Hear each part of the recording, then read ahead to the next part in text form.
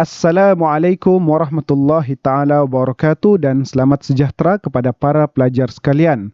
So syukur kita dapat meneruskan lagi pembelajaran kita pada hari ini dan saya berharap kamu semua para pelajar sekalian tetap bersemangat dan kekal momentum untuk mengikuti pembelajaran kita, khususnya di dalam subjek Bahasa Arab tahap 2 ini. Okay? So untuk makluman para pelajar sekalian, pada sesi kali ini kita akan menyentuh unit 10. Okay? So di dalam unit 10 ini kita akan menyentuh topik tata bahasa yang bertajuk as-sifah. Apa maksud as-sifah? Kata sifat. Okay, sebelum kita pergi lebih lanjut, okay, unit 10 ini adalah unit yang terakhir bagi sukatan Bahasa Arab tahap 2. Okey, tahniah kepada anda semua kerana akhirnya anda telah sampai ke unit yang terakhir. Okey, so pada sesi kali ini tolong kekalkan momentum anda untuk terus mengikuti sesi pembelajaran ini dan kita akan belajar pada hari ini tentang topik as-sifah, kata sifat. Baik. Kita teruskan pembelajaran kita. So, as-sifah ini ataupun kata sifat adalah satu perkataan di dalam bahasa Arab yang digunakan untuk menerangkan sifat kepada sesuatu kata nama ataupun sesuatu isim. Okey. So, contoh sebelum kita melihat contoh-contoh yang lebih mendalam di dalam bahasa Arab ini, kita lihat dulu contoh yang berlaku di sekeliling kita di dalam bahasa Melayu. Alright. So, di dalam bahasa Melayu kita ada perkataan kata adjektif. Kata adjektif ini adalah kata sifat lah. Okay. So, di dalam bahasa Melayu, kita sering menggunakan kata sifat ini. Contohnya bila kita katakan pelajar yang cerdik. Mana kata sifat di situ? Yang cerdik. Okay. Mana kata nama yang kita terangkan sifat dia di situ? Pelajar. Okey, contoh yang lain. University yang cantik. Mana kata sifat di situ? Yang cantik. Mana kata nama yang diterangkan sifat di situ? University. Okey, contoh yang terakhir. Kereta yang baru. Mana kata sifat di situ? Yang baru. Mana kata nama yang kita terangkan di situ? Kita terangkan sifat ya? Kereta.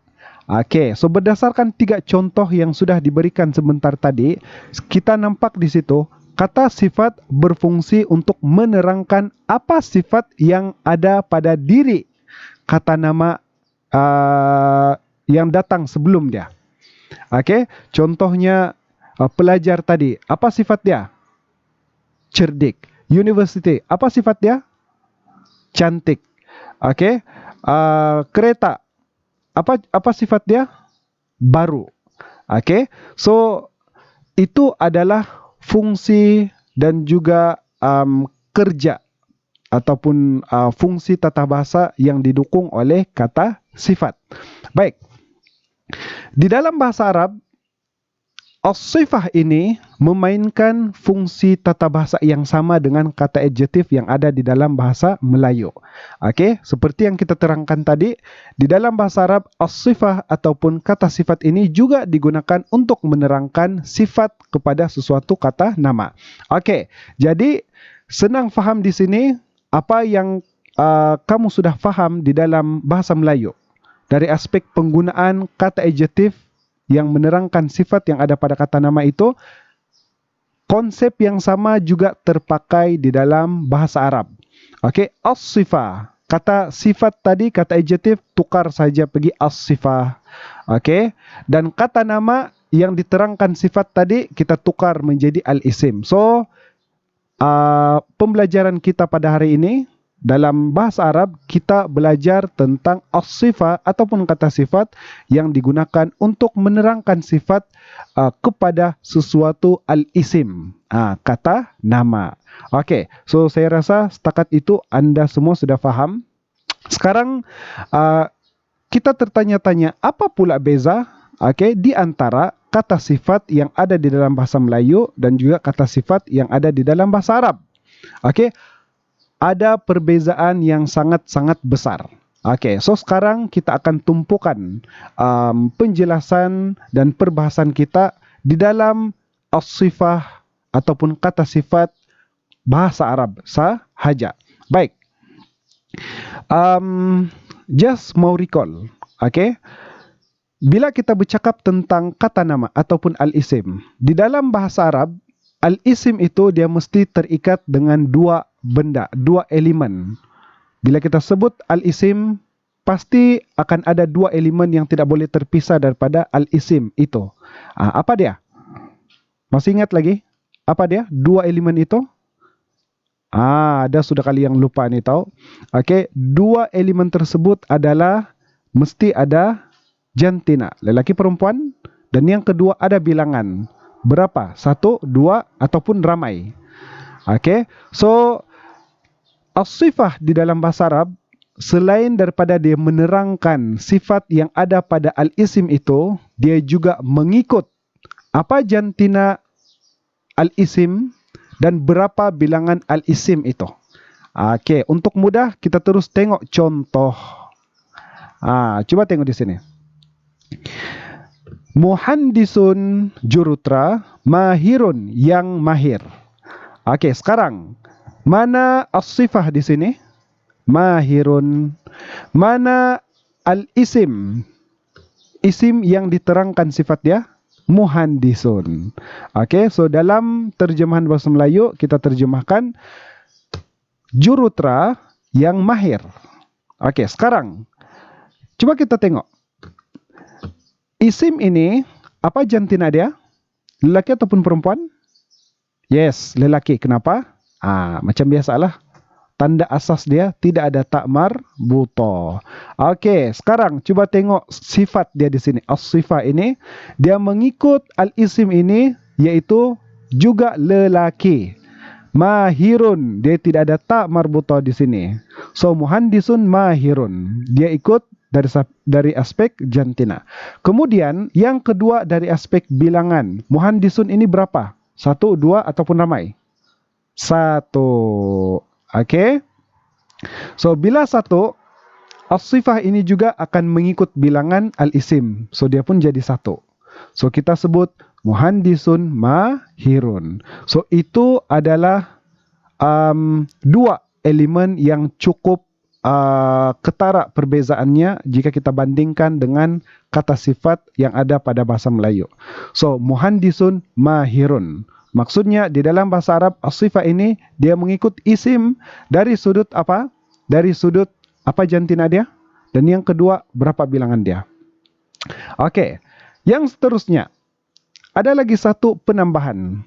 Apa yang diikuti oleh sifat ini kepada al-isim? Yes, ada alif lam ataupun tiada alif lam. Cuba tengok. Muhandisun, al-isim ini dia tidak ada alif lam di hadapan, di awal perkataan. Ada? Tidak ada. So, mahirun pun ikut macam tu juga, tidak ada alif lam. Okey, cuba kita tengok contoh yang lain pula. Az-zahratu. Zahratu bunga, al-jamilatu yang cantik. Okey. Az-zahratu lelaki perempuan, al-isim dia ni. Isim dia di sini perempuan. Berapa? Ada 1 sahaja bilangan dia. Okey, ada alif lam tiada alif lam? Ada alif lam. Maka as-sifah dia pun akan ikut 3 aspek tadi daripada isim ini. Cuba tengok. Lelaki perempuan, as-sifah ini perempuan ada tak marbuta. Berapa bilangan dia? 1 sahaja. Ada alif lam tiada alif lam? Ada alif lam. Okey, so as-sifah dia mengikut isim sebelum dia. Okey, so itu adalah 3 perkara yang diikuti. Kemudian kita tambah yang terakhir. Perkara yang keempat yang as-sifah ikut kepada isim sebelumnya, iaitulah baris akhir. Baris pada huruf terakhir. Okey, cuba tengok. Isim ini, mana huruf yang terakhir? Tak marbuta. Apa baris dia? Baris depan. As-sifah pun huruf terakhir berbaris depan. Dia mengikut baris pada huruf terakhir isim ini. Coba kita tengok kembali muhandisun tadi. Muhandisun macam tu juga. Coba tengok apa huruf terakhir pada muhandisun? Sin. Apa baris dia? Tanwin 2 di depan. Macam tu juga as-sifah. Huruf terakhir dia adalah huruf ra. Baris dia adalah tanwin 2 di hadapan. So, secara kesimpulan, as-sifah dia akan mengikut isim sebelumnya dalam 4 perkara. Yang pertama, dia akan ikut jantina, lelaki perempuan. Yang kedua, dia akan ikut bilangan isim itu. Yang ketiga, dia akan ikut ada alif lam ataupun tiada alif lam. Dan yang ketiga, dia akan ikut baris pada huruf yang terakhir isim sebelumnya. Okay, so kita boleh tengok di sini contoh-contoh di sini ya. Okay, kita just go through sajalah contoh-contoh yang sudah diberikan oleh penulis. Okay, so muhandisun mahirun sudah tadi. Okay, next kita tengok muhandisani mahirani. Okay, muhandisani isim adalah lelaki. Berapa bilangan? 2 orang. Okay, ada alif lam, tiada alif lam? Tidak ada alif lam. Okay, huruf yang terakhir berbaris. Okay, berbaris bawah. So, as-sifah pun ikut macam isim sebelum dia. Okay, seterusnya. Isim. Muhandisuna mahiruna. Okay, isim ini lelaki perempuan? Lelaki. Berapa bilangan dia? Ramai. Lebih daripada 3 ataupun lebih daripada 3. Okay, ada alif lam, tiada alif lam? Tidak ada. Kemudian, apa baris huruf terakhir? Nun berbaris atas. Macam tu jugalah yang berlaku pada as-sifah. Okey, kita tengok contoh yang seterusnya. Muhandisatun. Okey, apa jantina dia? Jantinanya adalah perempuan. Kenapa? Ada tak marbutah. Berapa bilangan dia? 1 orang. Okey, ada alif lam, tiada alif lam? Tidak ada alif lam. Okey, apa baris pada huruf terakhir? Okey, baris depan. 2 di hadapan. So, macam tu jugalah as-sifah. Dia mengikut 4 sifat ataupun 4 aspek yang ada pada isim tersebut. Dan begitulah. Yang seterusnya boleh dikaitkan, boleh dibandingkan, disamakan dengan apa yang telah kita bincang pada tajuk sebelum ini. Okey.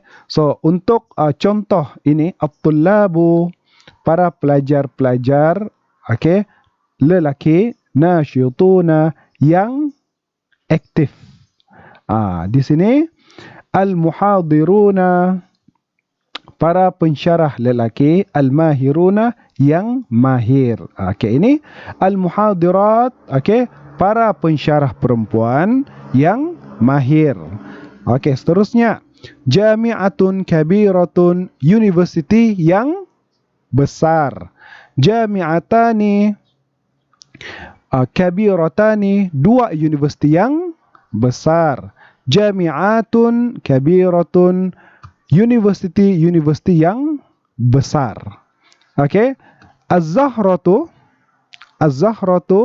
bunga, okey, yang cantik. Az-zahratani, 2 bunga yang cantik. Al-azharu jamilatu, bunga-bungaan yang cantik. Okey. So, kita sudah tengok tadi ya, contoh-contoh yang diberikan oleh penulis dan kita boleh bandingkan di antara as-sifah dan juga isim yang datang sebelum dia. Okey, isim yang diterangkan apa sifat yang ada pada dia di situ. So, kita sudah tengok ada 4 aspek yang diikuti oleh sifat terhadap isim yang datang selepasnya. Okey, sekarang ini perkara yang agak penting untuk kamu berikan perhatian. Okey, ini berkaitan dengan ini kes khusus, kes terpencil yang berkaitan dengan isim yang merupakan berjantina perempuan. Contohnya jami'at di sini. Okey, so isim ataupun kata nama yang muannas ataupun perempuan dan dia ramai, lebih daripada 3. Okey, lebih daripada 2 lah. Okey.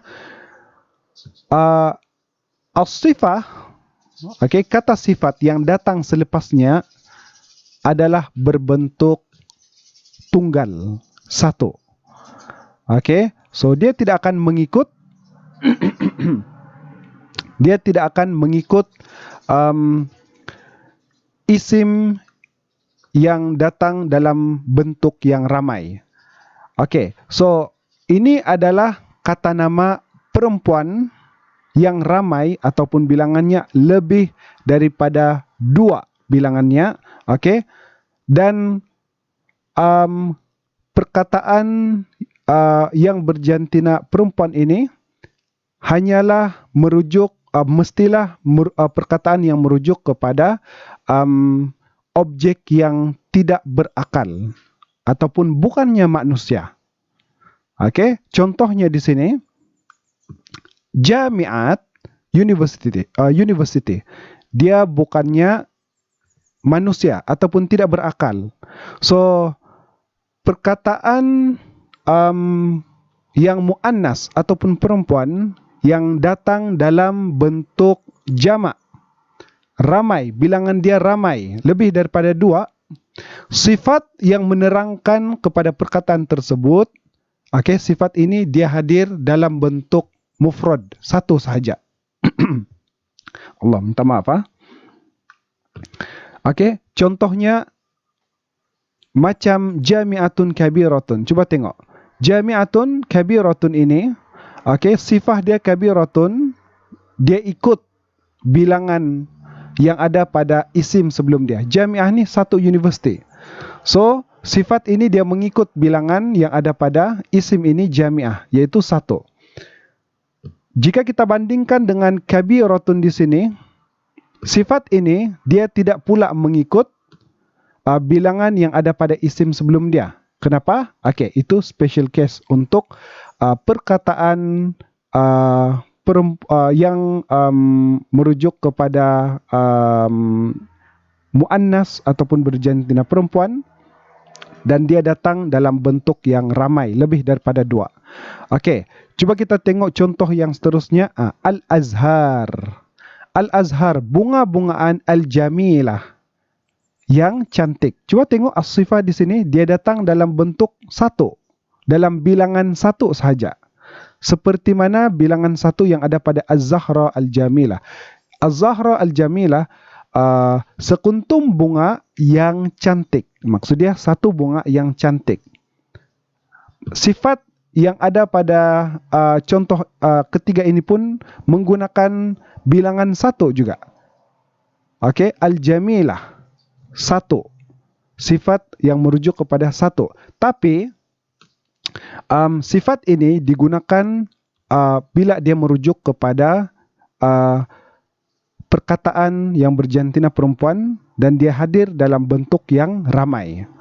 Okey, jadi apa yang saya cuba terangkan kepada anda semua di sini adalah berlaku kes terpencil bagi perkataan yang berjantina perempuan, bilangannya lebih daripada 2, iaitu ramai. Okey. Kes terpencil ini, sifat yang menerangkan kepada perkataan tersebut, dia mestilah sifat yang datang dalam bentuk mufrad ataupun 1. Okey. Dia akan datang dalam bentuk 1. Okey. Dan kes ini hanya berlaku pada perkataan yang berjantina perempuan dan dia merujuk kepada objek yang tidak berakal selain daripada manusia. Kalau perkataan itu merujuk kepada objek yang berakal ataupun manusia, maka kita akan gunakan sifat yang ramai. Contohnya, coba tengok di sini. Contohnya di sini. Muhandisatun, jurutra wanita yang mahir. Coba tengok. Perkataan di sini muhandisatun. Apa jantina dia? Perempuan. Berapa bilangan dia? Ramai. Okey. Cuba tengok sifat di sini. Dia ikut di situ. Apa dia punya jantina perempuan? Bilangan dia ramai. Dia ada alif ta di sini. Dia ikut ada alif ta. Okey, baris huruf terakhir pun dia ikut seperti isim sebelumnya. Kerana apa? Kenapa sifat di sini dia ramai? Bilangan dia ramai mengikut isim sebelumnya. Yes, sebab perkataan muhandisatun, jurutera wanita ini dia merujuk kepada objek yang berakal. Okey, satu lagi contoh. Muhadiratu al-mahiratu. Pensyarah perempuan yang mahir. So al-isim di sini al-muhadiratu. Apa jantina dia? Perempuan. Berapa bilangan dia? Ramai, lebih daripada 2. Cuba tengok sifat yang datang selepas dia. Sama juga. Sifat ini dia mengikut isim al-muhadirat ini. Dia adalah perempuan dan cuba tengok bilangan dia adalah ramai. Kenapa di sini dia menggunakan ramai? Sebab perkataan al-muhadirat, pensyarah wanita ini dia merujuk kepada objek yang berakal. Dia merujuk kepada manusia. Okey, so 2 contoh ini bila kita bandingkan dengan contoh di sebelah kiri ini, jami'atun kabiratun al-azharu al-jamilatu. Okey, kita nampak perbezaan dia. Okey, jami'atun, sifat yang menerangkan jami'at, universiti ini dia hadir dalam bentuk bilangan 1, tunggal. Seperti yang datang pada contoh yang pertama, jami'atun kabiratun. Begitu juga contoh yang di bawah ini, al-azharu, bunga-bunga itu bunga-bunga yang cantik. So sifat di sini juga dia hadir dalam bentuk bilangan 1, walaupun isim yang datang sebelumnya adalah menunjukkan bilangan yang ramai. Okey, so itu adalah kes terpencil yang kamu perlu fahami. Okey, dan kamu perlu kuasai dengan sebaiknya. Okey, jangan sampai masih lagi berlaku kekaburan di situ, supaya kamu boleh melihat adanya perbezaan di antara contoh-contoh yang telah kita terangkan sebentar tadi. Okey, sebagai kesimpulan daripada tajuk as-sifah ini, yang pertama, as-sifah digunakan untuk menerangkan sifat, yang terdapat pada al-isim. Itu yang pertama. Yang kedua, secara umum as-sifah dia akan mengikuti 4 aspek yang terdapat pada al-isim. Yang pertama apa? Apa jantina dia, lelaki ataupun perempuan? Yang kedua, berapa bilangan dia? 1, 2 ataupun ramai? Yang ketiga, ada alif lam ataupun tiada alif lam? Yang keempat, apa baris pada huruf yang terakhir pada al-isim? So ini adalah 4 perkara yang diikuti oleh as-sifah terhadap al-isim yang datang sebelum dia. Kemudian yang terakhir tadi yang kita bincangkan dalam secara panjang lebar itu, kes terpencil yang hanya berlaku kepada perkataan yang muannas ataupun berjantina perempuan dan dia datang dalam bentuk ramai. Saya ulang sekali lagi, perkataan kata nama ataupun al-isim yang berjantina perempuan ataupun muannas, dan dia datang dalam bentuk bilangan yang ramai. Perkataan ini jika dia merujuk kepada objek yang tidak berakal ataupun selain manusia, maka ketika kita meletakkan as-sifah, kata sifat kepada perkataan tersebut, as-sifah itu perlu dinyatakan, perlu ditulis dalam bentuk bilangan 1 orang ataupun bilangan tunggal. Tidak boleh ditulis dalam bentuk bilangan yang ramai mengikut isim sebelumnya, kerana itu adalah kes terpencil bagi perkataan tersebut. So sila fahami betul-betul kes untuk kes terpencil tadi, fahami keadaan apa yang membezakan dia dengan al-isim dan juga sifat yang telah kita sebut sebentar tadi. Okey. So sampai di situ saja. Okey, sesi penerangan berkenaan dengan as-sifah ataupun topik tata bahasa as-sifah. So kita akan melihat lebih lanjut pada contoh-contoh ataupun soalan-soalan pengukuhan supaya kamu boleh mendapatkan kefahaman yang lebih mendalam dan lebih baik di dalam topik as-sifah ini. Okey, so assalamualaikum warahmatullahi dan salam sejahtera.